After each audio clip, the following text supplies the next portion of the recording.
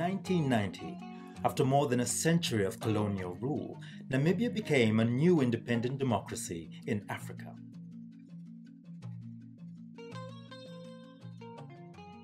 The elected Constituent Assembly framed the Namibian Constitution, which has been widely praised for its progressive character, focus on human rights, and foregrounding of poverty alleviation and environmental protection, as sacred duties of both houses of the bicameral parliament. Although much has been achieved since then, Namibia still has amongst the most unequal income distribution in the world. The Namibian Parliament recognized that if it was to take the lead in addressing the country's development needs and ensure that poverty reduction policies and programs are implemented judiciously, its own capacity and domestic accountability should be enhanced. To address this need, the European Union agreed to provide funding of 1.647 million euros for the Parliamentary Support Programme, which commenced in June 2012 and will run till November 2015. It is administered by the Konrad Adenauer Foundation and Transtech, and has assisted both Houses of Parliament in overseeing poverty reduction programs by enhancing their domestic accountability and capacity for oversight.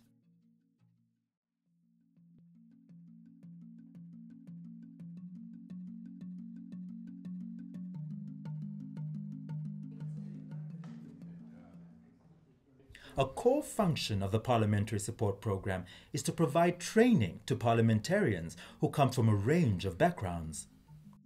Some have grown up in cities and towns, others have till recently lived in small settlements. Some have attended well-established schools and universities, others have not been so fortunate.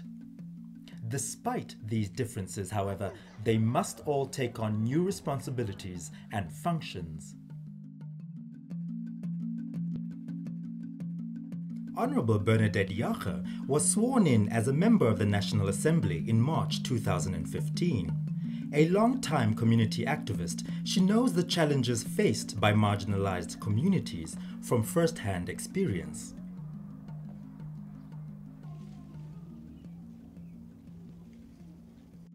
My name is Bernadette Jager. I'm coming from the Rimfasmakers community, a community that is settled in a very small, very remote village that is called Bersig. It's a very poor community. At the moment, we can say that that's only the people that work for the government offices, like the school that is there. We have a clinic there and then a police station. Those are the people that really have some income, but the majority of the people really do not have an income. Most of them are farmers, small stock, livestock farmers, most of them old age people. In poorer towns like Bersig and Koricas, where Honourable Jager now lives, a kindergarten and food kitchen, no matter how basic, can be a critical community resource.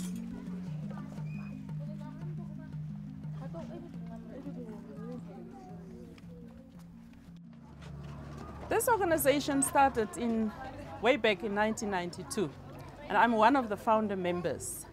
And we actually started with nothing. We started our simple projects under a tree, where we baked bread, did the laundry. We started to reach out to government, and through the National Planning Commission, we were fortunate to get some funds, and we could set up this building. We started projects where women are involved. We have, for example, the soup kitchen, where we serve orphans and vulnerable children and those who are really needy.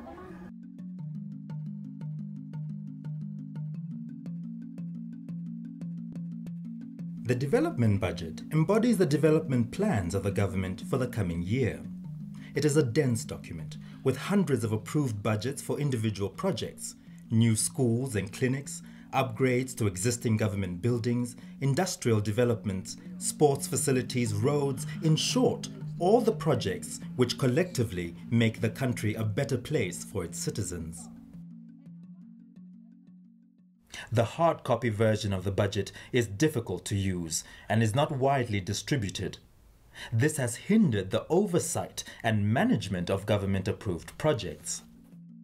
For this reason, the Parliamentary Support Programme undertook the task of digitizing the development budget. The digitized version of the budget is cross-referenced and logically organized by regions, allowing for easy access to information about exactly what projects have been approved, what funds have already been disbursed, and what amounts have been approved for disbursement during the current and forthcoming financial years. The development budget is, in fact, an expression of the will of the government in terms of prioritize the development projects. In doing so, we have digitized the information to make it easily accessible by more people. And this is something that is very much welcomed by the governors in different parts of the country, because they use it as a tool. They have it at their disposal to be able to access the information and to see what resources have been budgeted for the regions. And this is something that parliamentarians are able to follow by talking to the governors and the officials in different parts of the country. It's something that I, as a Speaker of the National Assembly, have come to appreciate, because it is helping us to strengthen our capacity in terms of our oversight responsibility. Is helping us to be able to do the necessary follow-up and to make sure that the various projects that have been identified are actually being evaluated, to make sure that we see the impact they are having on the lives of ordinary people up and down the Republic of Namibia. With this information readily at hand, parliamentarians are better able to discharge their duty of oversight. Standing committees are a vital link between Parliament and citizens. They are responsible for scrutinizing legislation, developing policy, and overseeing development projects. The digitized development budget is an important tool for standing committee members, who must ensure that budgeted amounts are being properly spent. In order to enhance accountability, members who have conducted site inspections are required to submit reports to Parliament, detailing their findings and recommendations. That training was absolutely a very good one.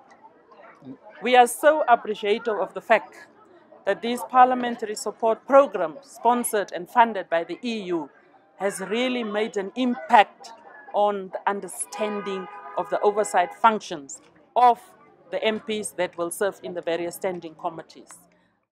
Because now we looked at various projects in the regions, in all 14 regions in this country, so we could go from project to project in all the 14 regions in this country. So it will make our work much more easier, because now we understand, we know where the projects are, we know what amounts they were given, from government. So it's just now for us to make sure that our role as, standing committees, as we reach out to the communities, that we make sure that the projects are, progressing, and that it will make an impact on the livelihoods of the people in this country. At independence, Namibia inherited a bewildering array of legislation and regulations from its colonial past. The Namibian Parliament set about enacting laws that are consistent with internationally accepted principles of equality, human rights, and freedom from discrimination of any sort. In principle, legislation in place at independence continues to apply until repealed or declared unconstitutional by the High Court. In practice, however, there is an urgent and growing need to clarify what legislation actually applies. The Parliamentary Support Programme has tasked the Legal Assistance Centre with taking on this arduous, behind-the-scenes task.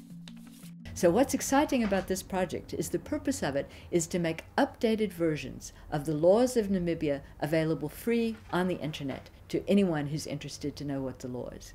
And this is particularly exciting now in Namibia with cell phone access booming like it is.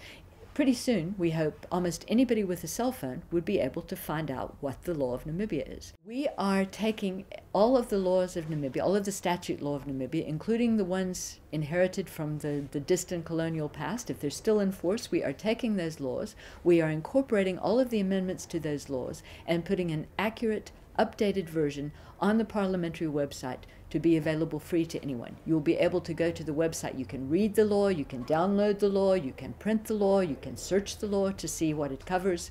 You will have full access to the law for free from anywhere in Namibia, as long as you can have access to the internet. The oldest statute law that still applies in Namibia is the Political Ordinance of 1580, which was inherited from the Netherlands. Came to us through the Cape Colony, which was once in the control of a Dutch-based company. And this is not just an historical oddity. This actually affects what happens to people who die without leaving a will. It still has a real function in Namibia. We also have several pieces of admiralty law dating from the 1800s. These were inherited from Britain.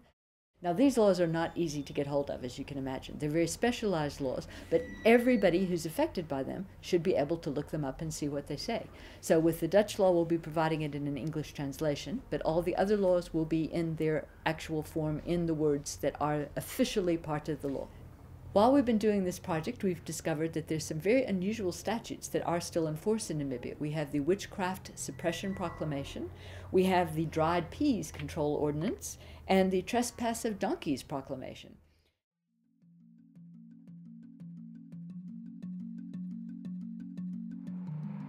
Popular understanding of the role of Parliament in Namibia is understandably centered on the passing of legislation. Another dimension, however, is that of proactive leadership and the creation of an enabling policy environment for economic development. Together with the Namibia Business Innovation Institute, the Parliamentary Support Programme arranged the Blue Economy Conference in 2015, at which the world-renowned sustainable business innovation expert, Professor Gunther Pauli, was the keynote speaker. A central message that Professor Pauli emphasized is the need to think in fresh ways and to analyze adversity and look for opportunity. My question to you is, do you think it's possible to merge water and power? Yes. Before the conference, Professor Pauli toured a local factory that takes invader bush, a perennial scourge in Namibia's cattle-raising districts, and processes it into high-quality charcoal for the export market.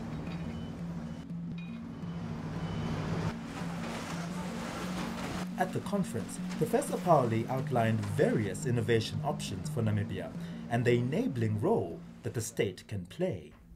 In the past, one would deal with a water policy, and one would deal with a food policy, and one would deal with a separate power policy.